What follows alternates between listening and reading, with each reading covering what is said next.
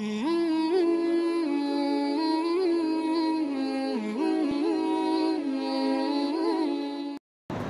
الحمد لله نحمده ونستعينه ونستغفره ونعوذ بالله من شرور أنفسنا ومن سيئات أعمالنا من يهده الله فلا مضل له ومن يضلله فلا هادي له وأشهد أن لا إله إلا الله وحده لا شريك له وأشهد أن محمدًا عبده ورسوله أما بعد فإن خير الحديث كتاب الله وخير الهدي هدي محمد صلى الله عليه وسلم وشر الأمور محدثاتها وكل محدثة بدعة وكل بدعة ضلالة وكل ضلالة في النار أعوذ بالله من الشيطان الرجيم بسم الله الرحمن الرحيم يا أيها الذين آمنوا اتقوا الله حق تقاته ولا تموتن إلا وأنتم مسلمون يا أيها الناس اتقوا ربكم الذي خلقكم من نفس واحدة وخلق منها زوجها وبث منهما رجالا كثيرا ونساء واتقوا الله الذي تساءلون به والأرحام إن الله كان عليكم رقيبا يا أيها الذين آمنوا اتقوا الله وقولوا قولا سديدا يصلح لكم أعمالكم ويغفر لكم ذنوبكم ومن يطع الله ورسوله فقد فاز فوزا عظيما وقال تعالى في مقام آخر يرفع الله الذين آمنوا منكم والذين أوتوا العلم درجات والله بما تعملون خبير وقال تعالى وأمر خذ العفو وأمر بالعرف وعارض عن الجاهلين وقال تعالى وإذ قال موسى لقومه إن الله يأمركم أن تذبحوا بقرة قالوا وتتخذنا هزوا قال أعوذ بالله أن أكون من الجاهلين وقال تعالى وإذا خاطبهم الجاهلون قالوا سلاما وعن أبي هريرة رضي الله عنه قال قال رسول الله صلى الله عليه وسلم من سلك طريقا يلتمس فيه علما سهل الله له طريقا إلى الجنة رواه الإمام الترمذي رحمه الله في جامعه وصححه الألباني رحمه الله. محترم علماء کرام، طلباء عزیز اور سامعین حضرات، ابھی میں نے آپ حضرات کے سامنے قرآن مقدس کی کئی ایک آیتیں تلاوت کی اور ان تمام آیتوں کا تعلق علم سے ہے، علماء سے ہے اور علم کے مقام اور مرتبے سے۔ اللہ رب العزت نے ان آیتوں میں علماء کے فضائل کو، علم کی اہمیت کو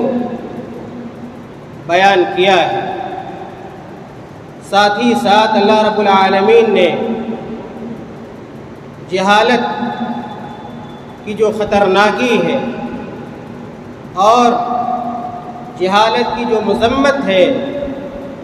اللہ رب العالمین نے اس مذمت کو بھی بیان کیا ہے۔ اللہ کے نبی صلی اللہ علیہ وسلم کی ایک حدیث آپ کے سامنے ذکر کی گئی ہے، جس کے راوی جلیل القدر صحابی حضرت ابو ہریرہ رضی اللہ تعالی عنہ ہے۔ بیان کرتے ہیں کہ اللہ کے رسول صلی اللہ علیہ وسلم نے ارشاد فرمایا، اور آپ صلی اللہ علیہ وسلم کے اس ارشاد گرامی میں علم کی اہمیت ہے، اور علماء کا جو مقام ہو سکتا ہے، طلباء کا جو مقام ہو سکتا ہے، اس عظیم مقام کو پیارے حبیب علیہ الصلاۃ والسلام نے بڑے پیارے انداز میں ذکر کیا اور کہا، من سلک طریقا یلتمس فیہ علما، کہ جو شخص ایسے راستے کو اختیار کرتا ہے جو علم کا راستہ ہے، تو اللہ رب العالمین اس آدمی کے اس راستے کو اختیار کرنے کی وجہ سے، اس راستے کو اپنانے کی وجہ سے اللہ رب العالمین اس کے لیے جنت کے راستے کو ہموار کر دیتا ہے، جنت کے راستے کو اس کے لیے آسان بنا دیتا ہے، سہل بنا دیتا ہے۔ میرے بھائیوں، علم کے حوالے سے بہت ساری حدیثیں ہیں جنہیں آپ گاہے بگاہے سنتے رہتے ہیں، ہمارے اساتذہ کرام سے اور دیگر خطبہ حضرات سے۔ اللہ کے نبی صلی اللہ علیہ وسلم نے آپ طلباء کا جو مقام اپنی حدیثوں میں ذکر کیا ہے، پیارے حبیب علیہ الصلاۃ والسلام نے کہا کہ طلباء کے لیے فرشتے اپنے پروں کو بچھا دیتے ہیں، اور پانی کے اندر مچھلیاں طلباء کے لیے دعائے خیر کرتی ہیں، اور زمین و آسمان کی ساری چیزیں ان کے لیے استغفار کرتی ہیں۔ اللہ کے نبی صلی اللہ علیہ وسلم نے کہا کہ اگر اس روئے زمین پر انبیاء علیہ السلام کا کوئی وارث ہو سکتا ہے، وارثین انبیاء ہو سکتے ہیں، میرے بھائیوں، اللہ کے نبی صلی اللہ علیہ وسلم نے طلباء کو، علماء کو نبیوں کا وارث قرار دیا۔ اس سے بڑھ کر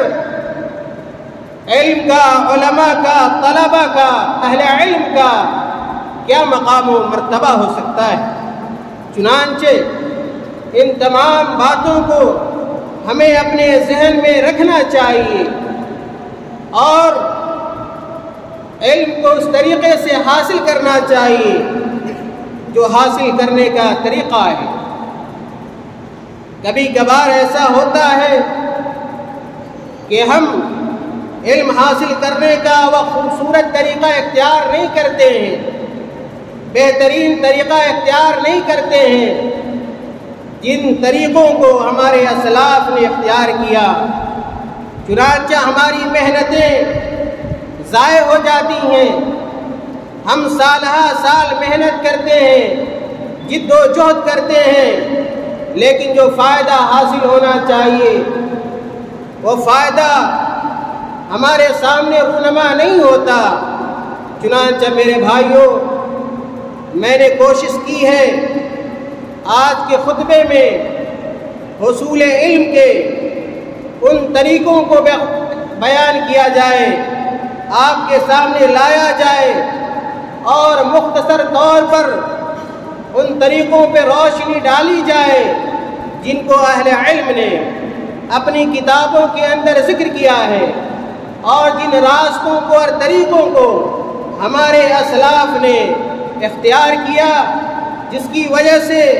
انہوں نے علم کے میدان میں کامیابی حاصل کی اور عروج و اقبال کو ان لوگوں نے میرے بھائیوں حاصل کیا۔ چنانچہ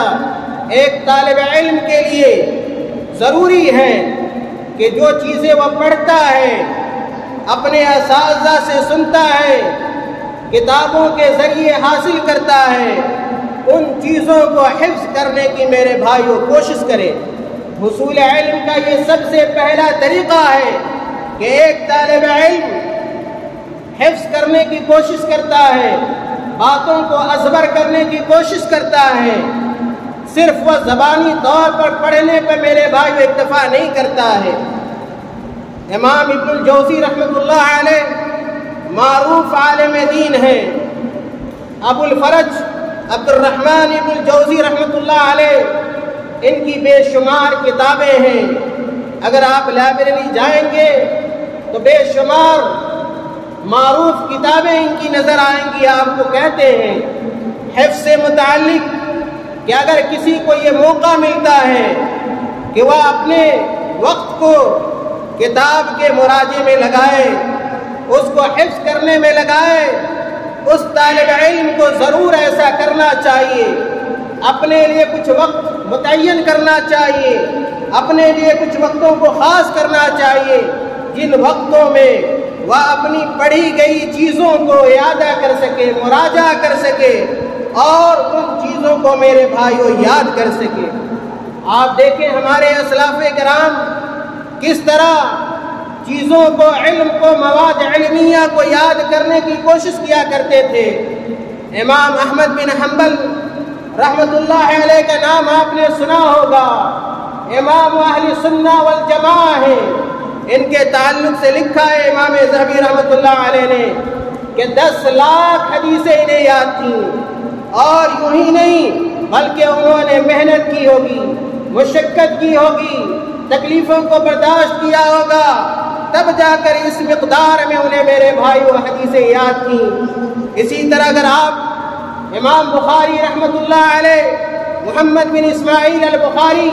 رحمۃ اللہ علیہ کی سیرت اور سوانح کو پڑھیں گے آپ کو تعجب ہوگا۔ ایسے ہی امام بخاری رحمۃ اللہ علیہ امیر المومنین فی الحدیث میرے بھائیوں نہیں ہو گئے تھے، انہوں نے حدیثوں کو یاد کیا تھا۔ اہل علم نے لکھا ہے کہ صرف نماز کے موضوع پر امام بخاری رحمۃ اللہ علیہ کو تقریباً 10,000 حدیثیں یاد تھی۔ ایک مرتبہ امام بخاری رحمۃ اللہ علیہ رات میں بیٹھتے ہیں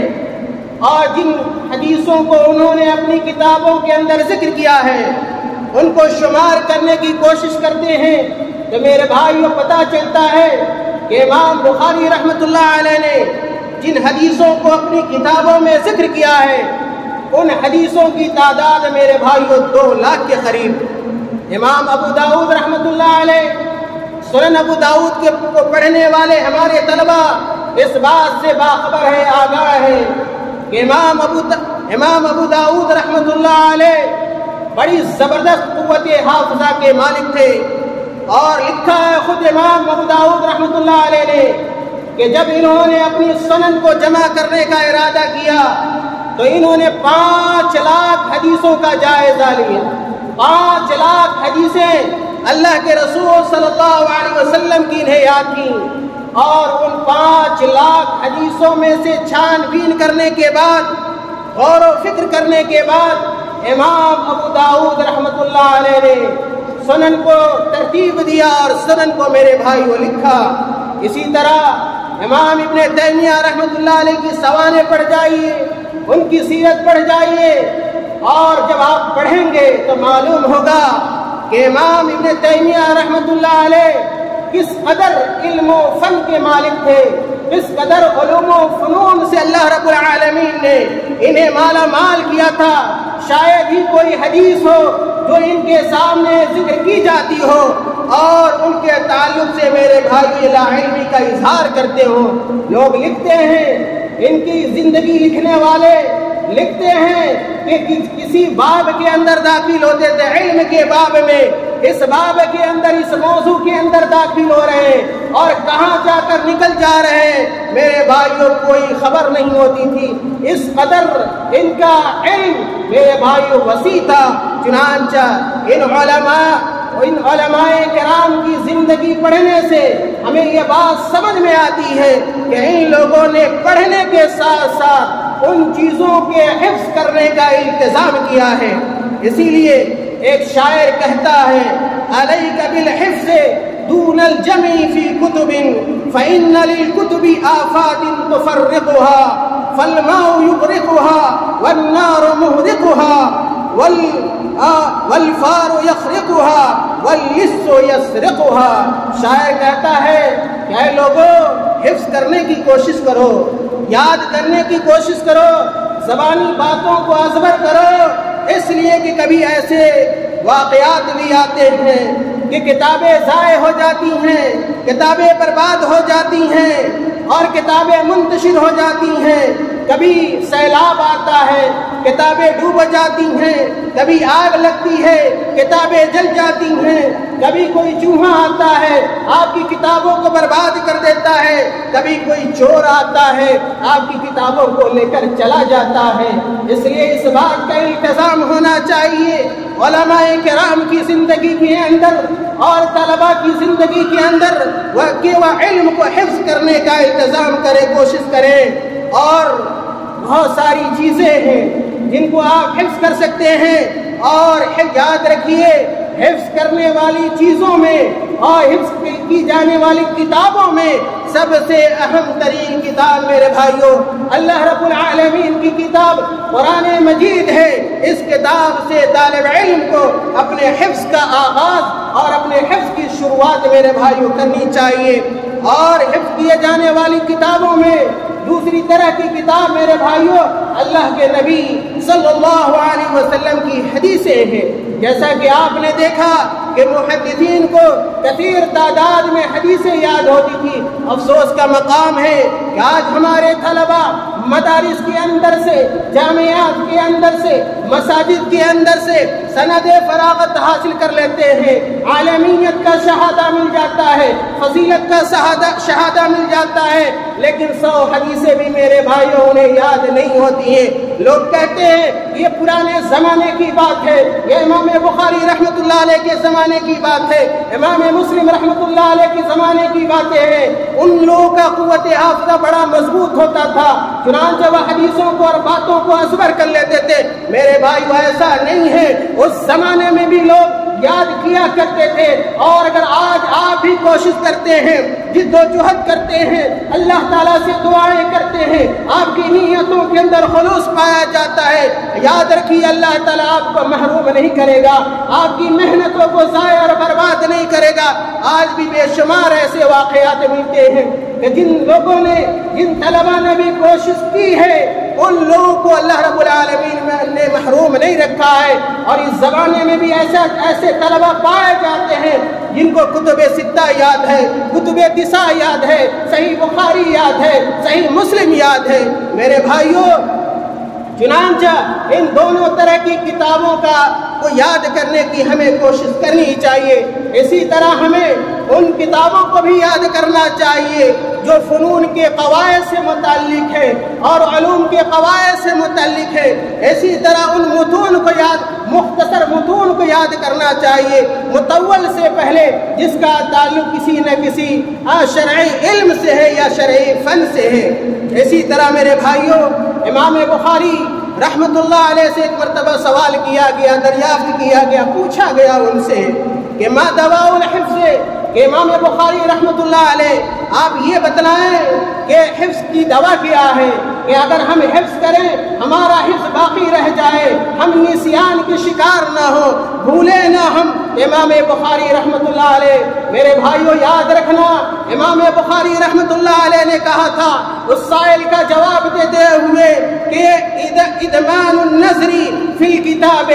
ادمان النظری فی الکتاب، اگر آپ چاہتے ہو تو جو باتیں آپ نے پڑھی ہیں، جو کتابیں آپ نے پڑھی ہیں، جو فوائد آپ نے اپنی کاپیوں کے اندر نوٹ کیے ہیں اور اپنی ڈائریوں کے اندر نوٹ کیے ہیں، وہ چیزیں آپ کے ذہن ذہن سے اوجھل نہ ہو، آپ کے دماغ سے غائب نہ ہو، اس کا واحد طریقہ یہ ہے کہ بار بار ان چیزوں پہ آپ ان چیزوں کو نظر ثانی کرتے رہیں، ان کا مراجعہ کرتے رہیں، ان کا مذاکرہ کرتے رہیں۔ آج ہوتا یہ ہے ایک طالب علم کلاس کے اندر اپنی کتاب لے کر جاتا ہے، وہیں کتاب کو چھوڑ دیتا ہے، بسا اوقات 6 مہینے گزر جاتے ہیں، 3 مہینے گزر جاتے ہیں، سالانہ کا موقع آ جاتا ہے، لیکن وہ بدقسمت طالب علم پڑھے گئے سبق کو دہرانے کی کوشش نہیں کرتا ہے، اس کا مراجعہ کرنے کی کوشش نہیں کرتا ہے۔ میرے بھائیوں، اس طرح علم حاصل نہیں کیا جا سکتا۔ اور امام بخاری رحمۃ اللہ علیہ اس بات کو ہمیشہ یاد رکھیے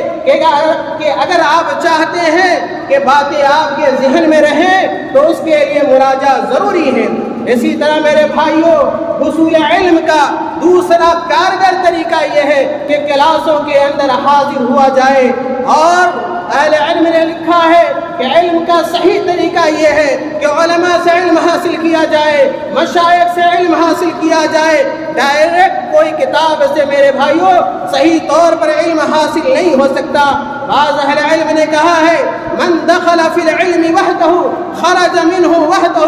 کہ جو اگر علم کے حصول کے لیے تنہا کہیں پہ جاتا ہے، داخل ہوتا ہے، تو واپس بھی اسی طرح آ جاتا ہے، یعنی اس کو کوئی چیز میرے بھائیوں حاصل نہیں ہوتی، کوئی فائدہ حاصل نہیں ہوتا۔ اسی طرح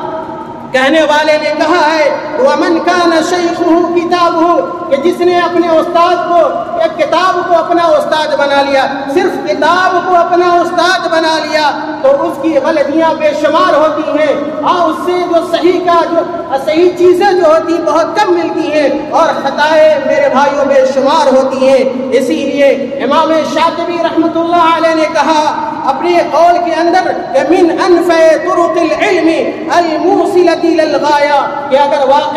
اگر آپ علم کے سرے تک پہنچنا چاہتے ہیں، اپنے مقصد کو حاصل کرنا چاہتے ہیں، تو آپ متحققین اور محققین علماء سے علم حاصل کیجئے، جو فنوں کے اندر دسترس رکھتے ہیں، جو کمال رکھتے ہیں، اور چھوٹے بھائیوں سے علم حاصل کرنے کی میرے بھائیوں کوشش نہ کریں۔ اگر آپ علماء سے علم حاصل کریں گے، مشائخ سے علم حاصل کریں گے، آپ کے علم کے اندر میرے بھائیوں اللہ تعالیٰ برکت ڈال دے گا، اور آپ علم سے بھی مالا مال ہوں گے، اپنے استاد کی اخلاق سے بھی آپ متاثر ہوں گے، ان کے کردار سے بھی متاثر ہوں گے، اور بہت ساری چیزیں اپنے اساتذہ سے سیکھنے کا موقع میرے بھائیوں آپ کو ملے گا۔ وہاب ابن جریر رحمہ اللہ کہتے ہیں کہ میں حسن بصری کے پاس، وہاب بن جریر رحمۃ اللہ علیہ کہتے ہیں کہ میں حسن بصری رحمۃ اللہ علیہ کے پاس 7 سالوں تک ان کے درسوں میں شریک ہوتا رہا۔ یاد رکھیے 7 سالوں تک وہاب بن جریر رحمۃ اللہ علیہ اپنے استاد حسن بصری رحمہ اللہ کے درس میں جاتے ہیں، اور کوئی ایسا دن نہیں ہوتا ہے جس دن وہ کلاس سے میرے بھائیوں یعنی لگاتار تسلسل کے ساتھ 7 سالوں تک اپنے استاد کے پاس جاتے رہے، اور ایک دن بھی انہوں نے ناغہ نہیں کیا۔ آج ہم اپنی حالت کا، اپنی کیفیت کا میرے بھائیوں جائزہ لیں، اپنا محاسبہ کریں کہ ہم بھی طالب علم ہیں، ہم بھی علم حاصل کرنے کے لیے اس جامعہ کے اندر آئے ہیں، یا کسی بھی جامعہ کے اندر پڑھنے والا طالب علم ہو، اپنے اوپر غور کرے کہ وہ علم کو کیسے حاصل کرتا ہے۔ معمولی بات آتی ہے، کوئی معمولی عذر ہوتا ہے، کوئی حادثہ رونما ہو جاتا ہے، اور ہم کئی دنوں کے لیے کلاسوں سے غائب ہو جاتے ہیں، اور علم کی اہمیت ہم نہیں سمجھتے ہیں۔ میرے بھائیوں، یہ ایسی چیز ہے جو علم کی راہ میں رکاوٹ ہے۔ اسی طرح ابراہیم حربی رحمت اللہ علیہ کہتے ہیں، یا ابراہیم حربی رحمت اللہ علیہ سے متعلق یہ کہا گیا کہ تقریباً 40 سالوں تک نحو کے درس میں، فقہ کے درس میں حاضر ہوتے رہے، اور ایک دن بھی میرے بھائیوں درس سے غائب نہ ہوئے۔ اسی طرح ابن ابی حاتم رحمت اللہ علیہ کا واقعہ بڑا مشہور ہے کہ تقریباً 7 مہینوں تک مصر کے اندر رہے، اور کبھی یہ مسالے دار سبزیاں نہ کھائیں انہوں نے، کبھی شوربہ استعمال نہیں کیا، کبھی گوشت نصیب نہ ہوا، کبھی مچھلی نصیب نہ ہوئی، اور اتفاقاً ایک دن ایک مچھلی مل بھی گئی، لیکن میرے بھائیوں اس قدر کثرت سے دروس میں اپنے مشائخ اور اپنے علماء، اپنے اساتذہ کے درسوں میں حاضر ہوا کرتے تھے کہ اس مچھلی کو پکانے کا موقع بھی نہیں ملا، یہاں تک کہ یوں ہی کچی مچھلی نمک وغیرہ لگا کر یہ کھا گئے۔ اور اسی موقع سے ابن ابی حاتم رحمۃ اللہ علیہ نے کہا تھا لا یستطاع العلم براحت الجسم، علم حاصل کرنے والوں سنو، طلباء سنیں کہ اگر آپ واقعی سنجیدہ ہیں، علم حاصل کرنا چاہتے ہیں، اپنے اسلاف کے مشن کو اختیار کرنا چاہتے ہیں، علم کی بلندی تک پہنچنا چاہتے ہیں، آپ بھی امام بخاری رحمۃ اللہ علیہ، امام مسلم رحمۃ اللہ علیہ، امام ابن تیمیہ رحمۃ اللہ علیہ، امام ابن کثیر رحمۃ اللہ علیہ، حافظ ابن رجب رحمۃ اللہ علیہ کی طرح اگر علم کے باب میں وسعت اور گہرائی حاصل کرنا چاہتے ہیں تو جسم کی آسانی کو چھوڑ دیجئے، کھانے پینے کی محبت اس قدر نہیں ہونی چاہیے جو آج طلباء کے اندر ہوتی ہے، لباس و پوشاک کی محبت اس طرح نہیں ہونی چاہیے، اور اسی طرح راحت کے حصول کی تمنائیں اس طرح نہیں ہونی چاہیے جو بدقسمتی سے آج مدارس اور جامعات کے طلباء کے اندر میرے بھائیوں موجود ہے۔ اسی لیے ابن ابی حاتم رحمۃ اللہ علیہ نے کہا، اس قول کو یاد رکھیے، لا یستطاع العلم براحت الجسم، کہ جسم کی آسانی کے ساتھ یعنی تن آسانی کے ساتھ کبھی علم حاصل نہیں ہو سکتا ہے۔ اسی طرح آپ دیکھیں امام احمد رحمۃ اللہ علیہ ایک مقام کو پہنچ چکے ہیں، امام احمد رحمۃ اللہ علیہ امام اہل سنہ والجماعہ ہے، ان کی شہرت پوری دنیا میں ہو چکی ہے۔ ایک دن ایک شخص دیکھتا ہے کہ دعوت لیے ہوئے امام بخاری رحمۃ اللہ علیہ اپنے استاد کے پاس بھاگے جا رہے، دوڑے چلے جا رہے۔ آج اگر کوئی طالب علم کسی فن میں اگر ماہر ہو جاتا ہے، اپنے استاد کو خاطر میں نہیں لاتا، استاد کو کسی لائق نہیں سمجھتا، لیکن آپ دیکھیے امام احمد رحمۃ اللہ علیہ ہے، امام اہل سنہ والجماعہ ہے، صاحب مسند ہے، لیکن اس مقام کو پہنچنے کے بعد میرے بھائیو طالب علمی کا واقعہ نہیں ہے بلکہ اس وقت کا واقعہ ہے جب امام بخاری رحمۃ اللہ علیہ کی ایک پہچان تھی دنیا میں، اس وقت بھی اپنے اساتذہ سے استفادہ کرتے تھے اور ان کے سامنے ثانوی تلفظ طے کرتے تھے اور اس کو عیب شمار نہیں کرتے تھے، جس طرح آج بہت سارے طلباء اپنے اساتذہ کے پاس جانے میں حرج محسوس کرتے ہیں، علم حاصل کرنے میں شرم میرے بھائیوں رکاوٹ ہوتی ہے۔ امام بخاری رحمۃ اللہ امام احمد رحمۃ اللہ علیہ سے جب اس آدمی نے پوچھا کہ بھائی آپ کہاں چلے جا رہے ہیں، کہا یہ دوات آپ کے ہاتھ میں ہے، یہ سیاہی آپ کے ہاتھ میں ہے، یہ روشنائی آپ کے ہاتھ میں ہے، کہا امام احمد رحمۃ اللہ علیہ نے کہ میں نے مع المحبرۃ الی المقبرہ، کہ یہ جو دوات ہے اس دوات کا ساتھ اسی وقت چھوٹ سکتا ہے جب ہماری زندگی نہ رہے، یعنی قبر کے جانے تک علم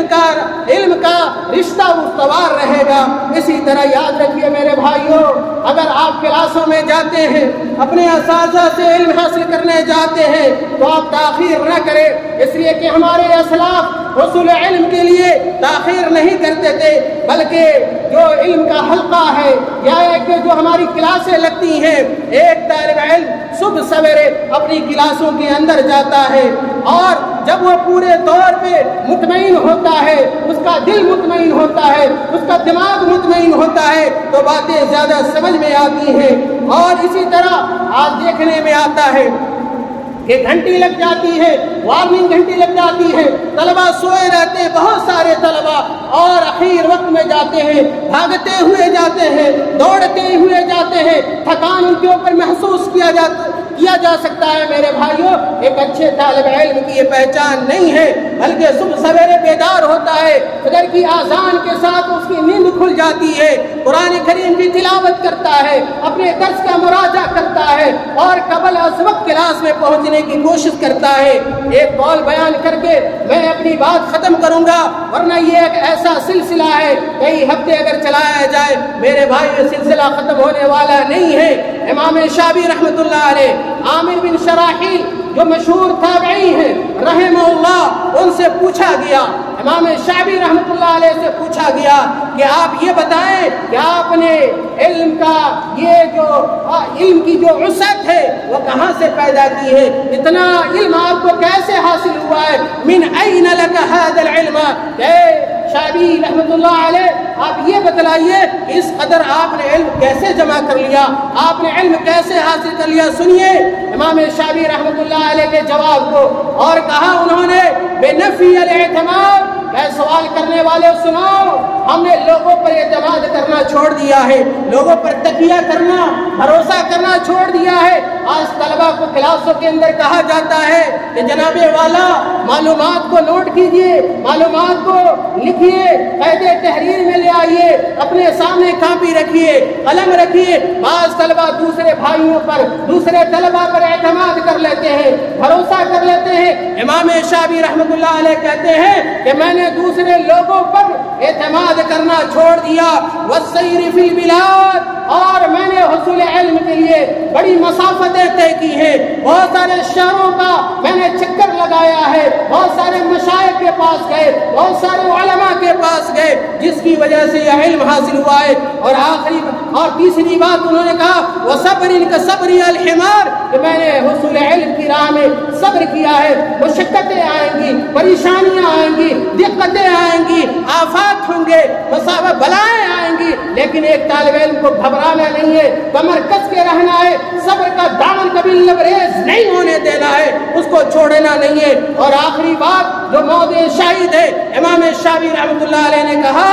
کہ وَبُكُورٍ كَبُكُورِ الْغُرَابِ، کہ میں حصول علم کے لیے اسی طرح بیدار ہوتا تھا، اسی طرح اٹھتا تھا جس طرح ایک کوا صبح سویرے بیدار ہو جاتا ہے، جگ جاتا ہے، اسی طرح ایک طالب علم کی نیند بھی ہونی چاہیے۔ اور جیسے صبح ہو پرندے بولنا شروع کر دے، فجر کی اذان ہو جائے، بلکہ اس سے قبل بیدار ہونا چاہیے اور کلاسوں کی طرح میرے بھائیوں جانا چاہیے۔ اسی طرح دروس کے سلسلے میں ایک اہم بات یہ ہے کہ ہم کاپی لے کر، جیسا کہ میں نے کہا، قلم لے کر جائے اور اساتذہ کی زبانی جو علمی فوائد ہوتے ہیں ان فوائد کو جمع کریں، انہیں نوٹ کریں، اور ساتھ ہی ساتھ ہم اپنے اساتذہ سے بھی سیکھنے کی کوشش کریں، ان کے علم سے بھی سیکھیں، ان کی سیرت اور کردار سے بھی سیکھیں، ان کے ادب سے بھی سیکھیں، اس لیے کہ یہ ساری باتیں میرے بھائیوں سیکھی جاتی ہیں۔ آخری بات امام مالک رحمۃ اللہ علیہ کہتے ہیں کہ میری والدہ صبح سویرے مجھے